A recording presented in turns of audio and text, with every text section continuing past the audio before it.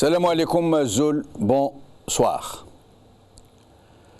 Le Conseil extraordinaire, convoqué par le président de la République, Conseil du gouvernement, le dernier de l'année, qui encadrait la cérémonie de signature de la loi de finances 2017, était plus dans la symbolique, j'allais dire. Il était juste formel, la routine quoi.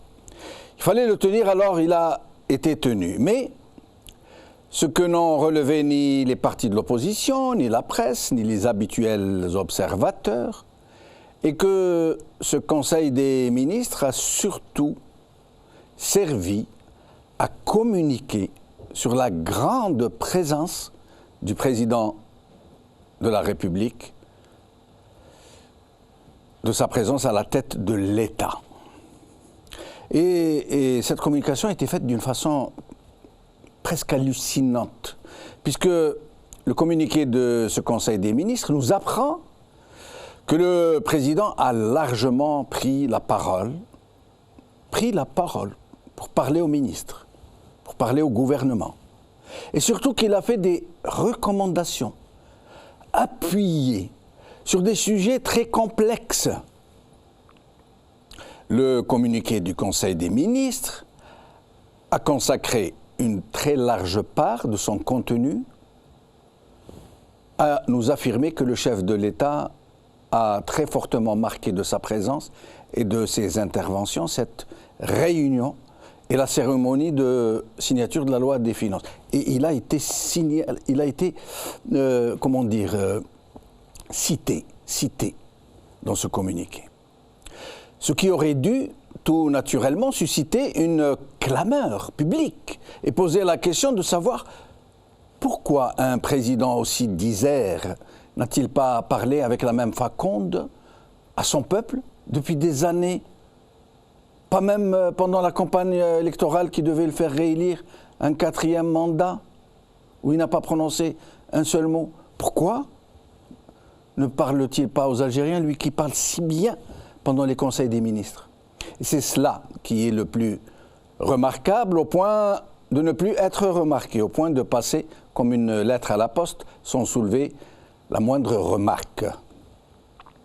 Voici un président totalement aphone, qu'on ne filme plus en gros plan, pour ne pas montrer l'état de déchéance physique et mentale où il se trouve, qui ne communique plus que par lettres qu'on lui prête, et dont personne ne sait si elles sont vraiment de lui, et qui d'un coup se déchaîne pendant la tenue du Conseil des ministres et qui déclame un discours de tribun. Alors nous allons nous prêter à un exercice assez pénible, puisque je vais vous lire quelques paragraphes du communiqué officiel de ce Conseil des ministres du mercredi 28 décembre 2016. Écoutez bien, ça va être un peu long, mais ça vaut le détour. Ça va surtout permettre de comprendre pourquoi personne ne se pose de questions sur un président qui s'exprime avec une telle vivacité, une telle lucidité et une telle perspicacité sur des sujets d'une si grande complexité, alors qu'il n'a pas dit un seul mot à son peuple depuis des années. Écoutez, ce sont là les termes littéraux repris du communiqué officiel de la République algérienne démocratique et populaire. Je cite.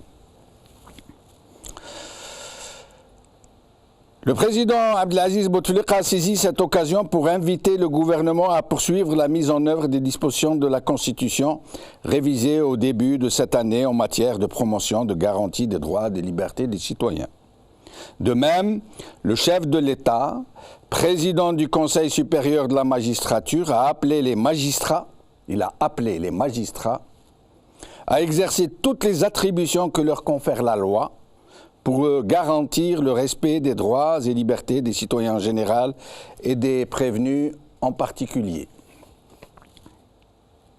Le chef de l'État a également appelé, le communiqué qu'il dit, le chef de l'État a également appelé le gouvernement a accompagné cette mutation qualitative du service de la poste et des télécommunications des communications électroniques par l'accélération des réformes pour faire progresser la modernisation du service public, notamment au niveau du système financier et de la gouvernance électronique. Dans le même sillage, le président Abdelaziz Bouteflika a invité le gouvernement à poursuivre le rapprochement du service public en direction des citoyens par la mise en place des wilayas délégués des hauts plateaux durant l'année 2017, tout en veillant à renforcer les wilayas délégués déjà érigés dans le pays. C'est Bouteflika qui parle, qui fait ces recommandations.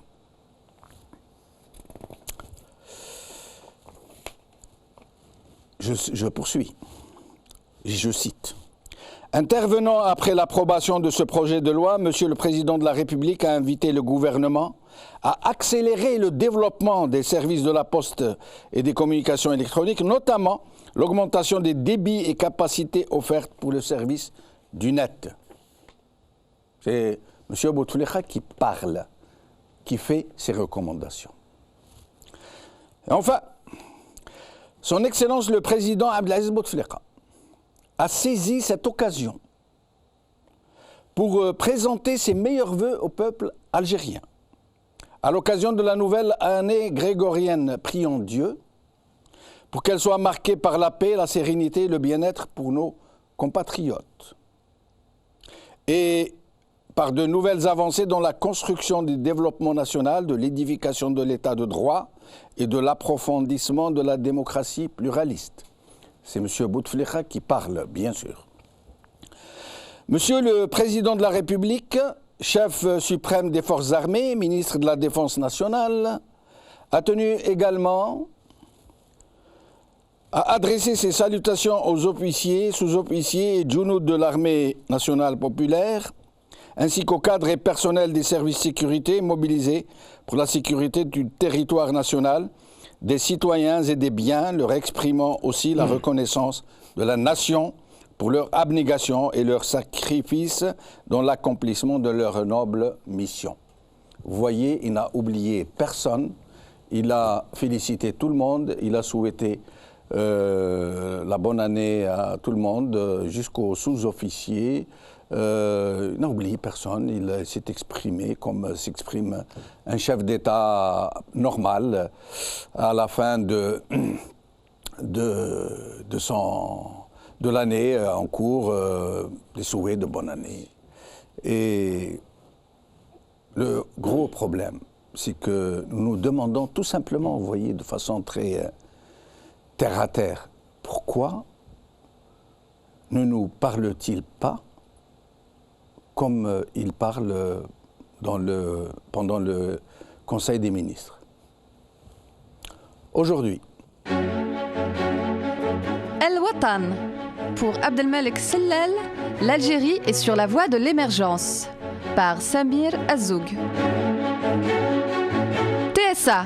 Saïd Bouteflika au Conseil des ministres. Une apparition qui affole la toile algérienne. Par Rafiq Tadjer. Algérie Focus. La loi de finances signée aujourd'hui. Un conseil des ministres et une interview télévisée pour rassurer. Par Saïd Wakli.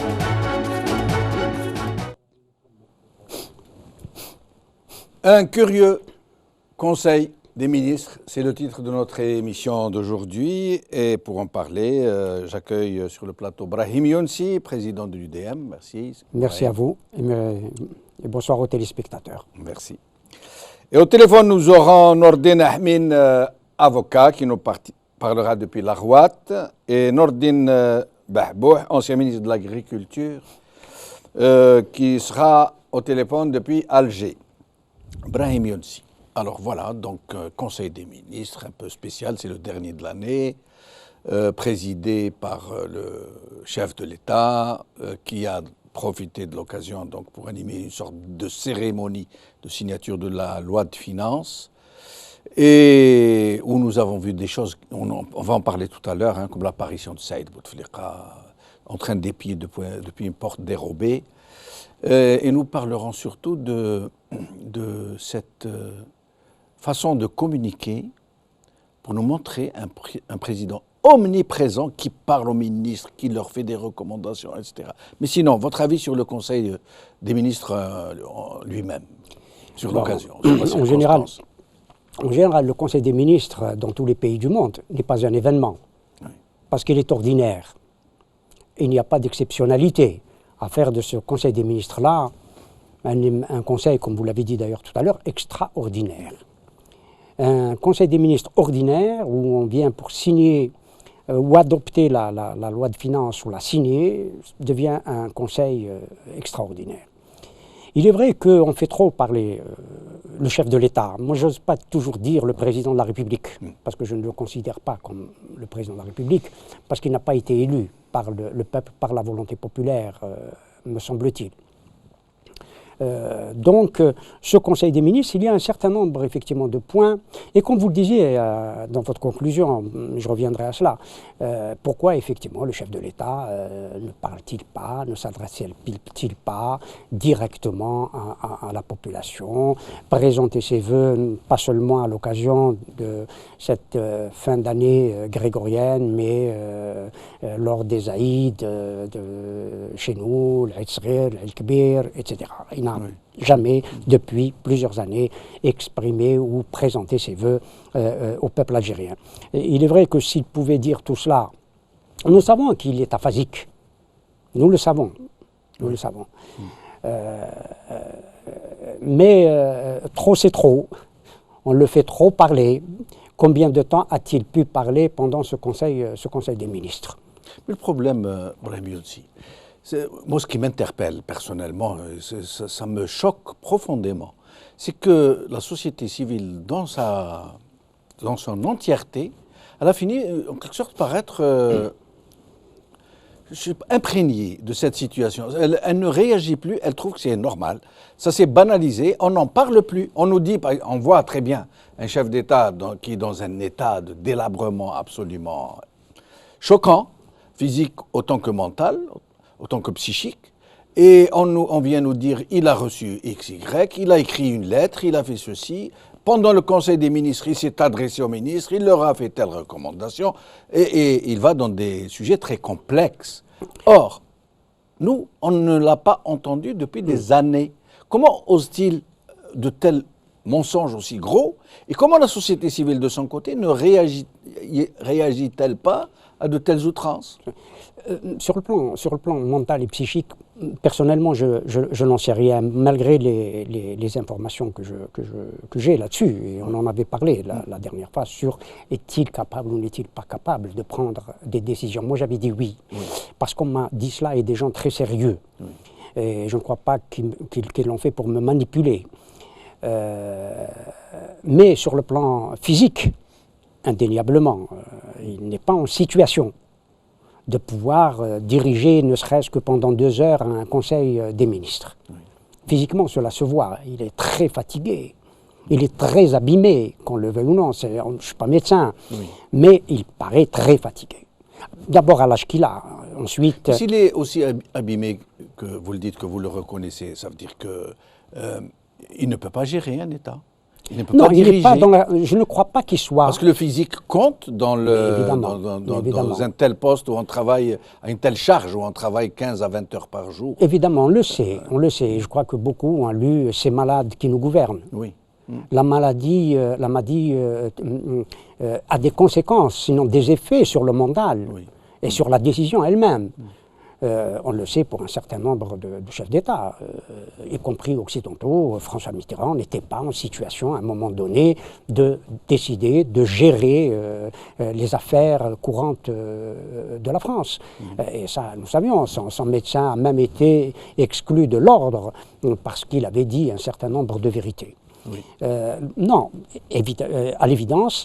Mais je ne pense pas que nous puissions faire une comparaison entre un chef d'État qui cachait une maladie mais qui n'en était pas moins présent, très présent, vers la fin pas, vers la qui fin s'exprimait, non. Mais vers la fin non. Avec un président qui est totalement absent, qui n'a même pas fait sa campagne électorale. C'est tout dire. Bien sûr. C'est tout dire. En tout cas, visiblement, ça, on n'est pas médecin, je ne suis pas médecin, je ne l'ai pas vu. Bon. Mais visiblement, il est en incapacité de gouverner. Mais en plus, Brahimi aussi, moi je vais vous poser une question qui me semble élémentaire.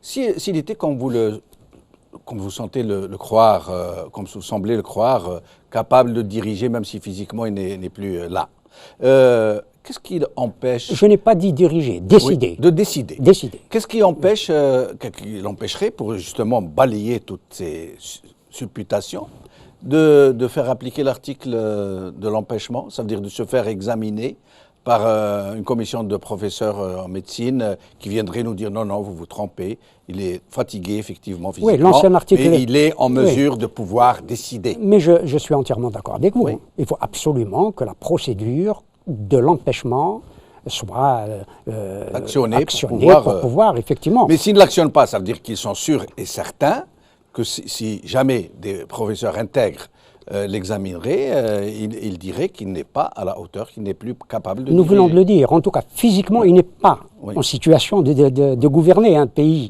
La meilleure preuve en est que le médecin qui lui a remis le certificat pour se présenter aux élections est resté secret, anonyme. On n'a pas voulu nous délivrer le nom du médecin qui lui a signé le fameux certificat. Tout à fait, tout à fait. En tout cas, ce que je sais, c'est qu'il devait être examiné par des médecins assermentés sur une liste déjà préétablie. Pour dire, les candidats, absolument, les candidats doivent aller voir. Je me souviens d'un candidat qui est allé voir quelqu'un d'autre, mais pas un médecin qui est dans la liste préétablie. Bon, son certificat médical a été mis à la corbeille, absolument, à la poubelle. C'est normal. Voilà. C'est tout à fait normal. On respecte, entre guillemets, la loi, on ne la respecte pas. Aujourd'hui, Bouteflika a un certificat médical, ou aurait un certificat médical, pour le 3e, le 4e mandat, notamment. Mais ce certificat médical, nous ne l'avons pas vu. Pourquoi, effectivement, ce certificat médical... Ce qui laisse supposer, qui laisse peser de fortes présomptions qu'il ne soit pas en mesure de décider en tout cas, diriger. En tout cas, il ne l'était pas. À partir du moment où n'importe quel individu fait un AVC, ça veut dire qu'il a des incapacités à. Il a perdu un certain nombre de fonctions. C'est clair. Donc l'article sur l'empêchement aurait dû être actionné, quel que soit, même s'il parlait, même s'il était en état de pouvoir discourir. Oui. Il fallait surtout qu'il est resté absent, même si la Constitution ne dit pas combien de temps, combien d'absence. En tout cas, son absence était suffisamment longue pour effectivement faire appliquer l'article, ce qui était l'article 88 à l'époque, la Constitution, et qui est devenu l'article 102 aujourd'hui. Bon, c'est vrai qu'il fallait... mais quand on a cherché à joindre à l'époque le président du Conseil constitutionnel, aujourd'hui ministre de la Justice, on l'a pas vu, on l'a pas trouvé. Oui. Et puis juste après, on a nommé, au lendemain de son AVC, on a nommé un très proche du clan, le fameux Meddelsi, pour éviter justement qu'il n'actionne. Nous allons demander l'avis de Nordin Ahmin qui est avec nous. Nordin Ahmin, merci d'être avec nous. Merci à vous, M. Djamaddin. Allô? Oui, on ne vous entend pas, Nordin Ahmin? Oui, moi je vous entends très bien. Très bien, Massa Nord. Nordin Ahmin, alors d'abord, votre avis, votre sentiment sur ce Conseil des ministres, sur les sujets qu'il a traités? C'est bizarre, on dirait que sont déconnectés complètement du pays, comme s'ils ne vivent pas en Algérie. Ils ne vivent pas en Algérie, ils sont sur une autre planète. Bon, amendement du Code de procédure pénale, on peut uniquement souligner, dire que, voilà, il a étudié ou traité certains amendements, et c'est tout. On ne se lance pas dans certains détails, comme quoi pour montrer que ce pouvoir est soucieux des libertés, de la protection des libertés, la protection le respect du citoyen. C'est-à-dire finalement c'est beaucoup plus pour donner une certaine image que le sérieux d'un travail des responsables qui gèrent tout un pays comme l'Algérie et qui se trouve dans une situation très très difficile. Et là voilà, C'est l'impression que j'ai en lisant ce communiqué. Moi En aussi, plus, Nordine bien sûr, ils ont Ahmed, c'est ajouté- l'impression que j'ai eue. J'ai l'impression que ce communiqué du Conseil des ministres ne servait qu'à montrer, qu'à communiquer sur l'état de santé du président. Mais comme il fallait mettre un peu quelque chose d'autre pour que ça soit pas trop, ils ont mis donc ces détails sur les amendements qui n'avaient pas lieu d'être. Normalement, ils ne devaient parler que des amendements d'une façon globale, sans rentrer dans les détails. Ils ont mis ces détails pour Absolument. remplir un peu, pour donner l'impression que ce communiqué, il n'y a pas que le président de la République qui est en train de s'y exprimer, je crois. Oui, absolument. Je suis tout à fait d'accord avec cette analyse. C'est que voilà, c'est une occasion pour montrer que voilà, le président de la République est là, c'est lui qui gère le pays, mais pas, je dirais, en bonne santé. Hein, c'est parce que c'est de traiter d'une manière sérieuse cette communication sur le président et tout, c'est ça. C'est-à-dire voilà, nous, c'est vrai, c'est pour embellir un peu tout cela. Donc voilà, le code de procédure pénale, sur les libertés, sur la justice, le deuxième degré de la justice, bon, bien sûr en application de la nouvelle constitution. Et en plus, voilà un autre élément, c'est toujours pour l'image de marque de ce pouvoir, en disant que, bien sûr, pour se justifier indirectement de la position de l'Algérie vis-à-vis de la Syrie, je pense, en disant que l'Algérie, voilà l'exemple sur la paix, sur sa politique antiterroriste, voilà, on a réussi, alors que ce n'est pas vrai du tout, c'est on a réussi, donc normalement, les libertés seront vraiment respectées à fond, avec surtout les moyens dont dispose l'État algérien, les moyens, je veux la force publique et tout, et normalement, le citoyen algérien, si c'est vraiment le cas, si ce qu'il dit est juste, aujourd'hui on se retrouve dans une totale liberté, alors que ce n'est pas vrai. Justement, Nordine Ahmed, justement, nous allons venir à ce point du rôle de la démocratie dans l'expérience de l'Algérie en termes de lutte contre le terrorisme, ce pays qui exporte la sécurité et la paix, etc. Nous allons y revenir. Nordine Bahbouh, merci d'avoir accepté notre invitation. Nordine Bahbouh, est-ce que Nordine Bahbouh est avec nous, s'il vous plaît? Nous l'avons perdu. Brahim Younsi. Nordine Ahmed vient donc de mettre le sujet sur la table du rôle de la démocratie tel qu'évoqué par le communiqué, dans l'exportation, dans l'expérience de l'Algérie en matière de terrorisme, de déradicalisation, d'exportation de la paix, de la lutte antiterroriste, etc., etc. Oui.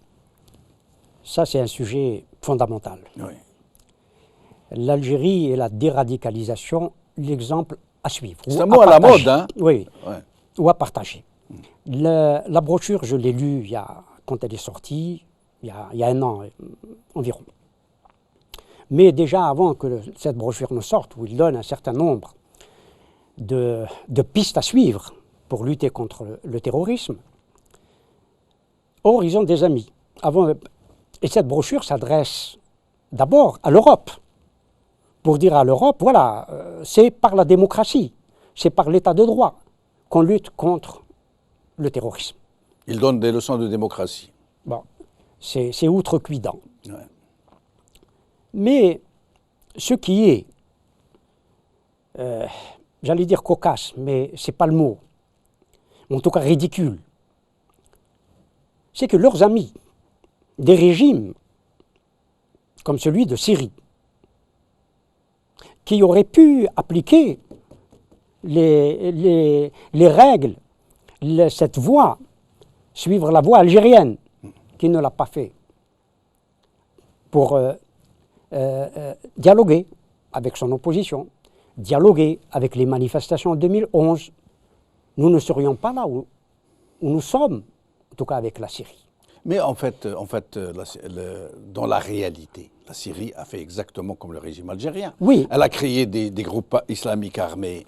elle a créé un terrorisme, elle l'a géré, elle a pris cet maîtrisé. exemple-là. Oui. Elle a pris cet exemple-là. Oui. Elle n'a pas pris l'exemple de la déradicalisation. Oui. Elle n'a pas pris l'exemple... Elle a déradicalisé à sa manière. Oui, bon, en exécutant, Voilà. en tuant, Voilà, en usant de la en gégène, éradiquant, de la pince à bon, découper. en éradiquant, etc. Voilà. En tout cas, quand on pense que le ministre des Affaires maghrébines, qui a fait une communication pendant ce Conseil des ministres, et il a parlé du rôle de la démocratie dans la lutte contre l'extrémisme violent et le terrorisme, l'expérience algérienne. C'est la raison pour laquelle je parle de la Syrie, qui n'a pas suivi cet exemple du rôle de la démocratie dans la lutte contre le terrorisme, contre la violence ou l'extrémisme violent. Et pourtant, ils se sont précipités pour féliciter Bachar el-Assad pour la reprise d'Alep. Le ministre des Affaires étrangères jubilé quasiment. La Tunisie, notre voisine, oui. n'a pas suivi non plus l'exemple algérien. Il y a eu ce qu'il y a eu, même si, bon, ils sont aussi en situation difficile. Oui. La Libye, qui n'a pas suivi l'exemple algérien, sachant pertinemment que nous avons eu 250 000 morts, 20 000 disparus, 30 000 Algériens déportés, etc., etc. Je reviendrai vers vous dans un moment pour aller un peu plus profond sur cet aspect des choses. Nordine Bahbouh, merci d'être avec nous. C'est moi qui vous remercie, Jamal. Merci. Tout d'abord, bonsoir à vos invités, à tous les téléspectateurs de Maghrébia. Je prends l'occasion pour leur souhaiter une bonne et heureuse année pour l'année 2017.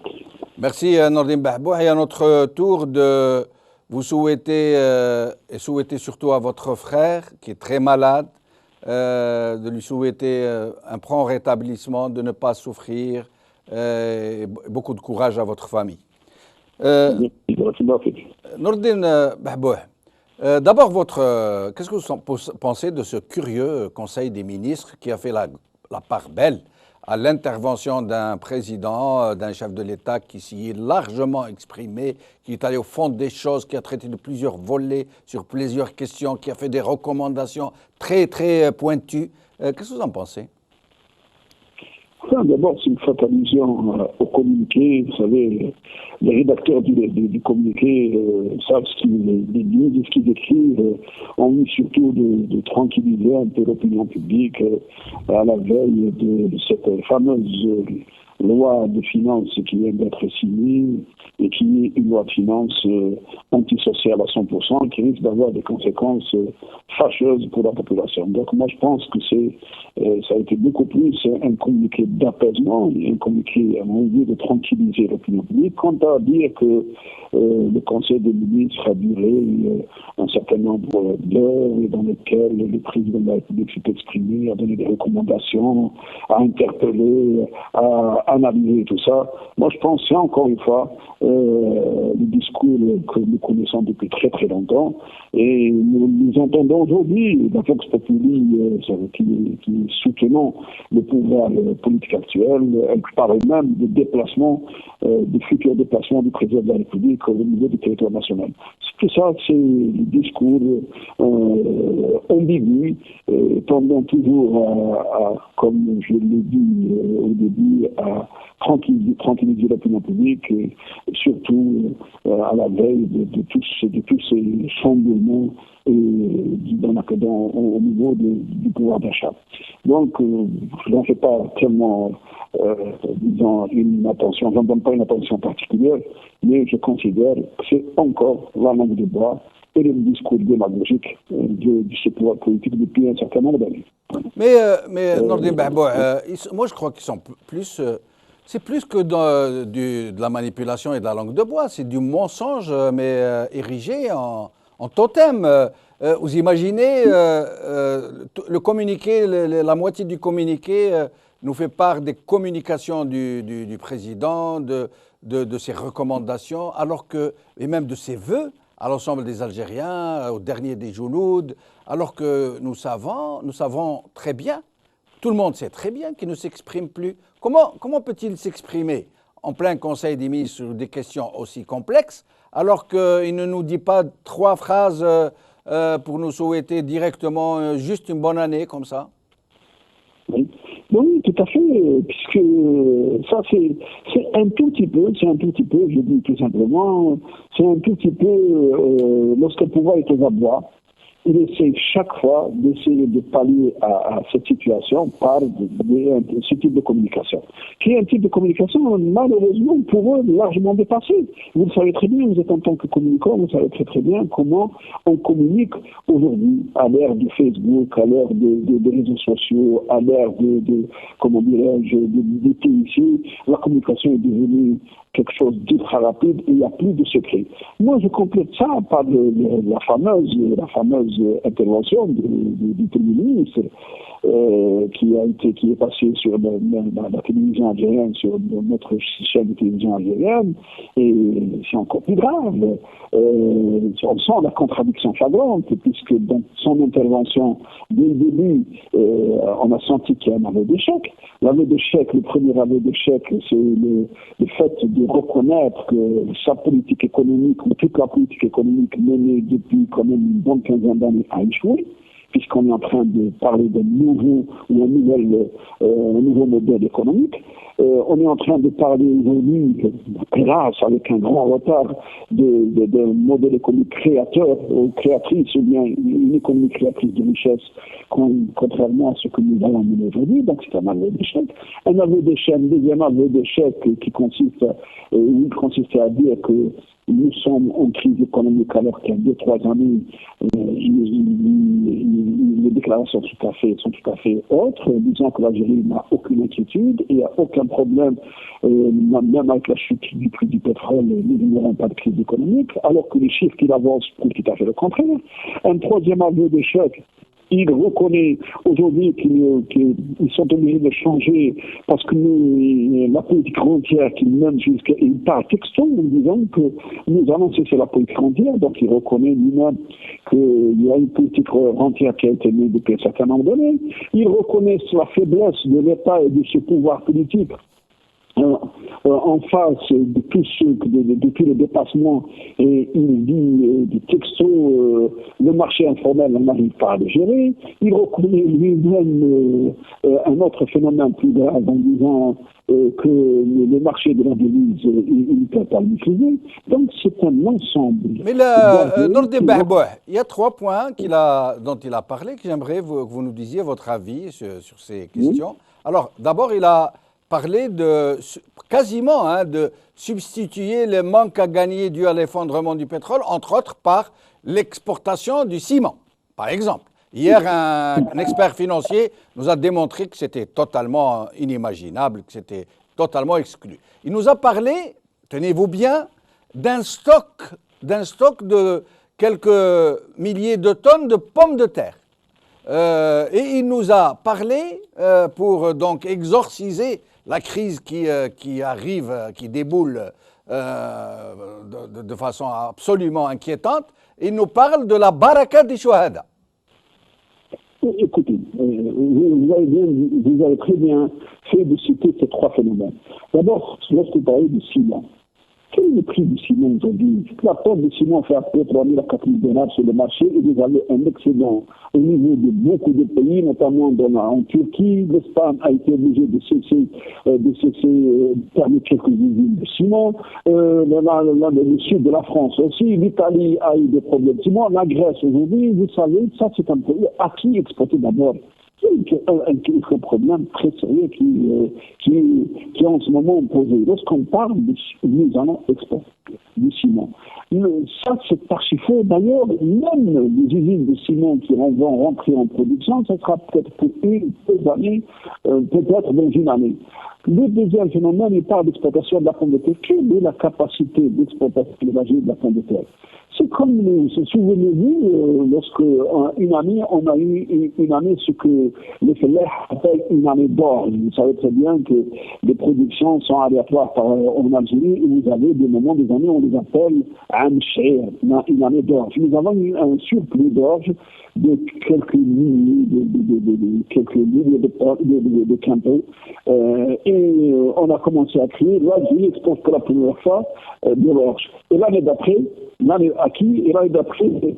avons eu des problèmes très sérieux pour nos éleveurs qui ont dû à aller ramener et importer de l'or de notre pays. Donc tout ça, lorsque vous n'avez pas une politique économique claire, nette et précise, qui est basée sur une rentabilité à court, moyen et long terme, tout ça c'est du blabla, je m'excuse l'expression, ça c'est un discours qui est fait pour la consommation interne et pour, je le dis encore une fois, pour tranquilliser un petit peu l'opinion publique. Tout ça c'est du blabla et je maintiens ce que je dis et tout grave. Il dit qu'il n'y aura pas à s'inquiéter. Merci. Il n'y aura pas à s'inquiéter en annonçant que le budget d'équipement de l'année 2017 va chuter de 10%. Est-ce qu'il ignore que lorsque vous faites chuter le budget d'équipement de 10%, vous avez tous les opérateurs économiques, toutes les entreprises qui travaillent au niveau de l'équipement seront obligés au moins de diminuer leur personnel de 10%? C'est pas possible, ça. C'est un langage économique, c'est un langage politique. Oui, mais eux, ils considèrent que tout ce qui est bricolage dans les budgets, tout ce qui est manipulation des budgets d'équipement, ça ne se voit pas. C'est pas comme dans les budgets de fonctionnement. Voilà. Merci Nordine Behbouh. Merci pour votre participation en espérant vous revoir bientôt. Merci. Nordine Ahmin, un dernier mot au sujet de ce que vient de soulever comme point Brahim Younsi sur cette histoire de grande expertise de l'Algérie en termes de gestion du terrorisme, de la paix, de la sécurité, de l'exportation, de sa grande expertise en termes de déradicalisation. Votre avis en tant que justement militant des droits de l'homme et avocat? Pardon. Voilà. C'est vraiment le cas. D'ailleurs, ils font référence à la Charte de la réconciliation nationale. Voté massivement par le peuple, alors que ce n'est pas vrai parce qu'il n'y avait même pas, on n'a même pas laissé à toute personne qui s'opposait à l'époque à cette charte, surtout puisque il n'y a pas eu même pas de, je ne sais pas combien de disparus, combien d'exécutions extrajudiciaires et tout. Normalement, d'abord, la réconciliation, c'est avant, il faut la vérité d'abord sur tout ce qui s'est passé, justice et vérité d'abord. Et puis, ça vient la réconciliation. Malheureusement, c'est pas ce qu'ils ont fait et jusqu'à présent, ce fardeau-là, ce problème de disparition forcée et de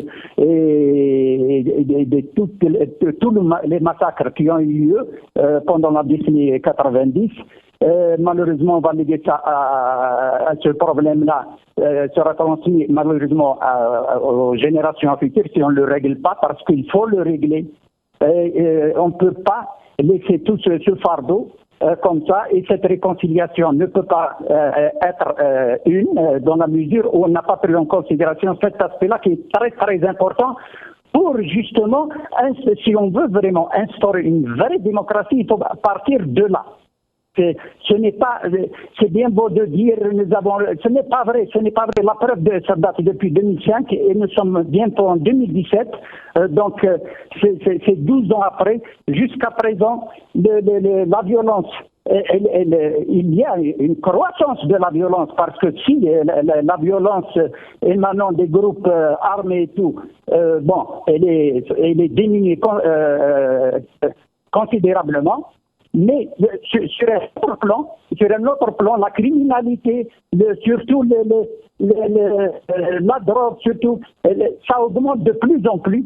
Et surtout, le vrai problème de tout cela, c'est la précarité. La précarité, bien sûr, qui va justement enfanter pas mal de maux sociaux. Et là, parler de la démocratie, de la réussite de l'exemple algérien, c'est vraiment se moquer du monde. Mais Nordine Ahmin, si nous disions quelques détails justement sur cette curieuse réconciliation qui ne se dit pas, amnistie, auto-amnistie, quand on parle par exemple d'Hassan Hattab, un ex-émir, ou Abdelrazak El-Para, un ex-émir du GSPC, qui sont tous deux dans les locaux d'on ne sait qui, Hein, c'était le DRS, aujourd'hui on ne sait plus qui. Et ils sont pourtant recherchés par la justice officiellement, et même condamnés par contumace. Absolument. Et régime qui refuse de les remettre. Si on parlait de ces islamistes qui étaient dans les maquis avec lesquels ils travaillaient, qu'ils rencontraient, il y a des photos et des vidéos de généraux qui les rencontraient, qui leur faisaient l'accolade, et qui sont aujourd'hui milliardaires. Milliardaires. Il n'y en a pas 5, il n'y en a pas 10, il n'y en a pas 20, ils sont des dizaines d'émirs dans ce genre, et leurs collaborateurs à s'être investis dans le commerce international, ils sont très riches.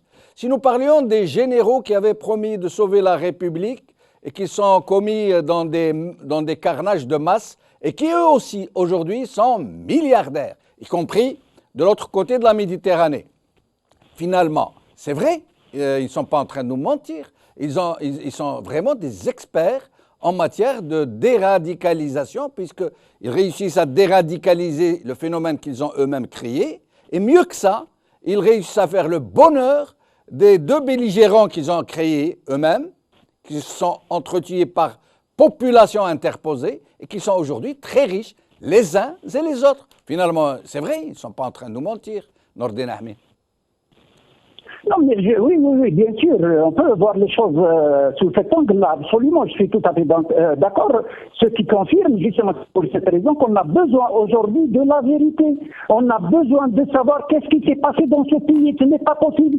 Et puis, comme par hasard, on a eu la manne pétrolière, et ces gens-là, ils ont justement profité de tout cela, et en utilisant justement la réconciliation, leur propre réconciliation, l'auto-réconciiliation, c'est la réconciliation en fin de compte, je dirais, de criminels, de vous, en fin de compte.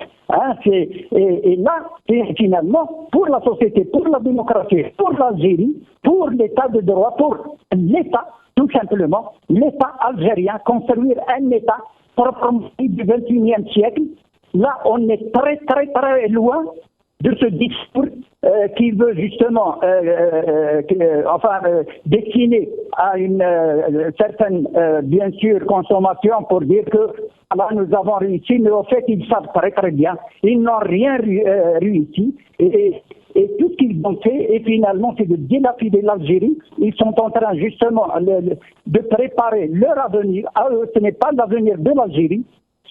Donc, la preuve aujourd'hui, combien de personnes qui sont en prison, combien de personnes qui sont pour uniquement essayer de s'exprimer. Et là, la parole aujourd'hui en Algérie est devenue pratiquement presque impossible. La vraie parole, bien sûr, maintenant, ils veulent montrer un certain visage, comme pas surtout pour les consommations extérieures. Voilà, bientôt des élections, ils vont faire des élections législatives pour dire au monde entier, voilà, nous avons organisé, on a une opposition, voilà, c'est un pays démocratique l'Algérie. Voilà, même ce discours, c'est la préparation justement de ces élections pour dire que nous sommes dans une démocratie, bien sûr, pour éviter une certaine pression, pour le changement qui doit s'imposer, parce que le changement doit s'imposer, c'est impossible, c'est tout qui nous oblige justement à demander un changement, bien sûr, un changement pacifique. Si ces gens-là sont vraiment nationalistes, s'ils aiment l'Algérie, ils doivent aller dans ce sens et on a la possibilité de le faire s'ils ont cette volonté politique. Sinon, c'est juste pour continuer à profiter au maximum et fuir un jour. Merci Nordin Ahmed. En espérant vous revoir bientôt. Merci d'avoir participé. Brahim Younsi. Voilà donc l'expertise. J'aimerais que vous continuiez sur la lancée, à nous dire ce que vous disiez tout à l'heure. Et n'oubliez pas de nous parler de ces familles de disparus qui sont tabassées chaque semaine en Algérie, chaque mercredi. Tout à fait. Et dont on nous dit non, c'est réglé, nous avons tout réglé. Les Algériens se sont réconciliés. Oui. Mais je reviens à ce que vous avez dit sur la déradicalisation, mais pas par les mêmes moyens. Oui. Là, c'est par la corruption. On a déradicalisé par la corruption, par l'argent. Oui. Or, le régime algérien propose une déradicalisation aux autres par l'instauration de la démocratie. Vaincre le terrorisme par la démocratie, l'état de droit et des institutions légitimes. Ce qu'ils n'ont pas fait, eux. C'est là. Bien évidemment. D'une part.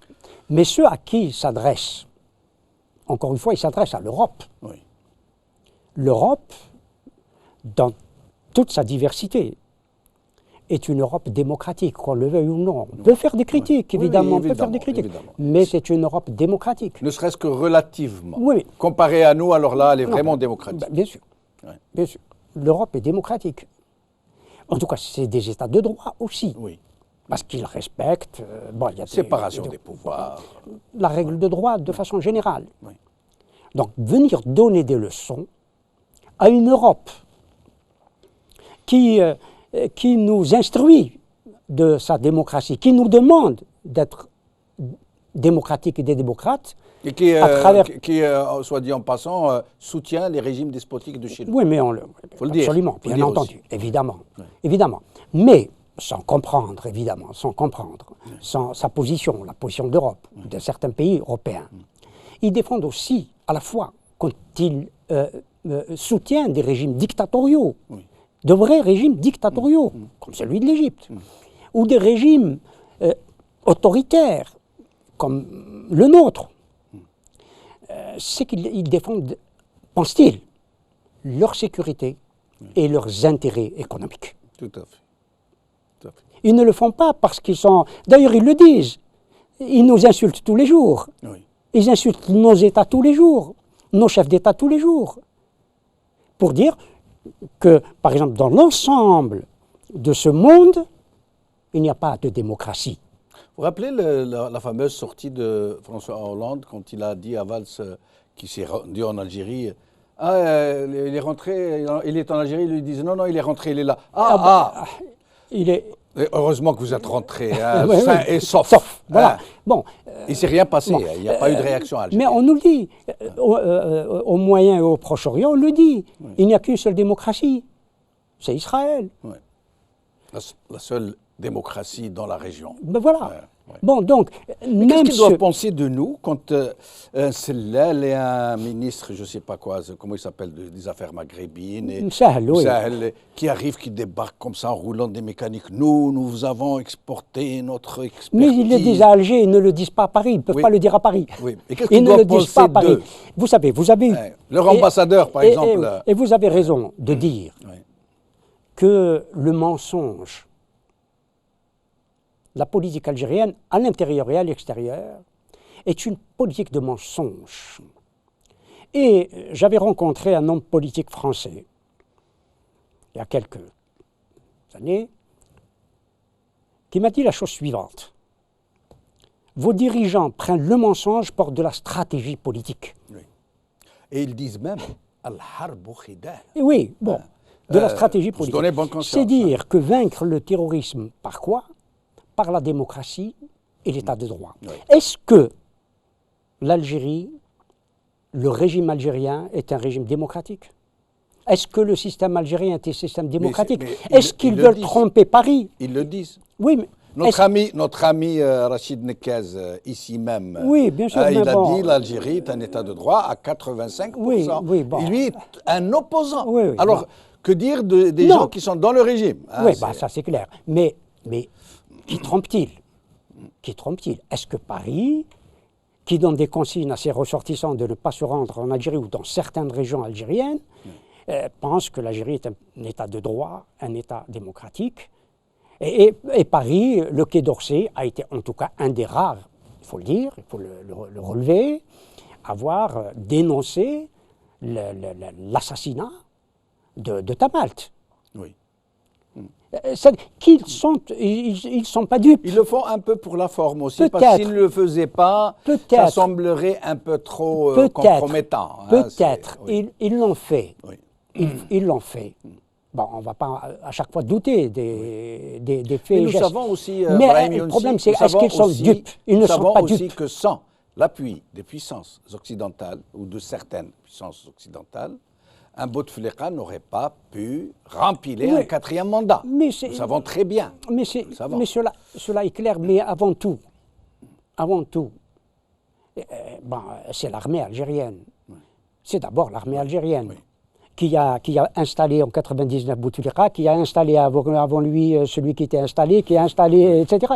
C'est l'armée Mais algérienne. peut-être que les choses Bon. ont changé entre-temps et que l'armée algérienne maintenant obéit à des injonctions venues d'ailleurs. Ce n'est pas impossible, rien n'est impossible, rien n'est impossible. Mais je crois qu'il reste encore une marge, qu'on le veuille ou non, Oui. et c'est la réalité, une marge intérieure, une marge de décision intérieure. Mais dans si ce cas, Brahim si Younsi- cette décision convient, Oui.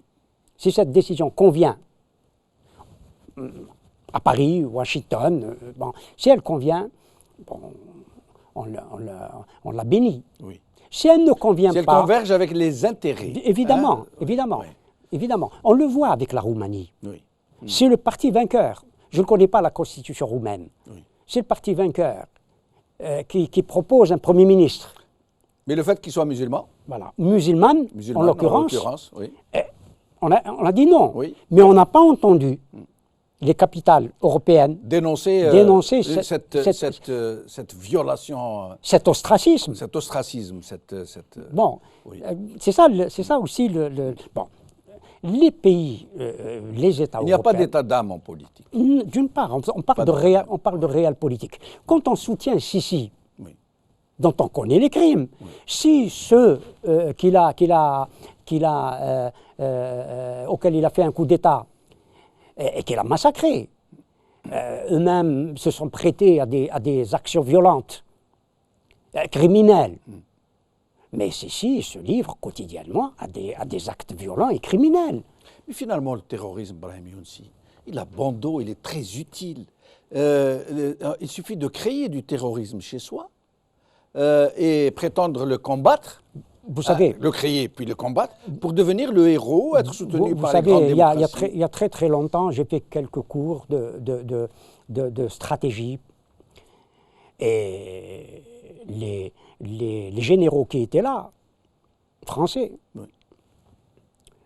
nous disaient définition du terrorisme. Phénomène limité sporadique. Définition, c'était celle-là, Oui. il y a 30 ans. Oui. Phénomène limité et sporadique. Or aujourd'hui, C'est-à-dire par nécessité dictée par quelque chose. d'une part et d'autre part, Et c'est-à-dire qui doit cesser lorsqu'il aura atteint oui, l'objectif. d'une part. D'autre part, avec certains, pas donner des noms, stratèges, connus, etc., disaient qu'il y a 3 ou 4 raisons du déclenchement, peut-être, d'une guerre mondiale. 1, la question de l'eau, qui est toujours la question de la drogue. Et 2 autres questions, mais le terrorisme n'y était pas. Aujourd'hui, certains mettent le terrorisme en premier, pour dire qu'il qui est était susceptible. un outil et qui devient une cause fondamentale. Absolument. Absolument. Les États, et nos États en particulier, effectivement, se servent du terrorisme, le créent. Oui, Le créent, nous en savons quelque et chose. nous en savons quelque chose. Brahim Younsi, merci beaucoup. Nous arrivons donc à la fin de l'émission. Merci Brahim Younsi, merci Nordin Ahmin, merci Nordin Bahbouh, merci à vous chers amis d'avoir suivi cette émission. Bqaw ala khair. Bislama.